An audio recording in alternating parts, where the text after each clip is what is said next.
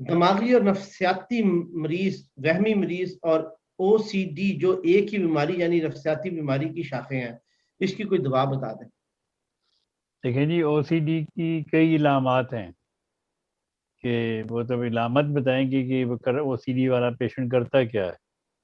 बीमारी के नाम पे तो कोई दवाई नहीं है, लेकिन ओसीडी ओसीडी में ओसीडी में डॉक्टर साहब वो ज्यादातर एंजाइटी पेश करते हैं, घबराहट महसूस होती है, दरवाजा किसी ने खटका दिया उनको उसकी फिक्र लग जाती है, कोई लेटर आ गया उसकी फिक्र लग जाती है, ब्लड प्रेशर थोड़ा सा भी हाई हो गया उसकी फिक्र, छोटे छोटे तफक्कुरात जिसको कहते हैं ना, वो है।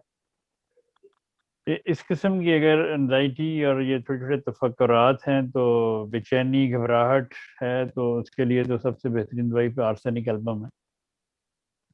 लेकिन उनको कार्सिनोसिन B1000 में दे सकते हैं, तो महीने में 2 बार 3 बार। वैसे वैसे नो जोर दी जा सकती है इसमें। हाँ जी।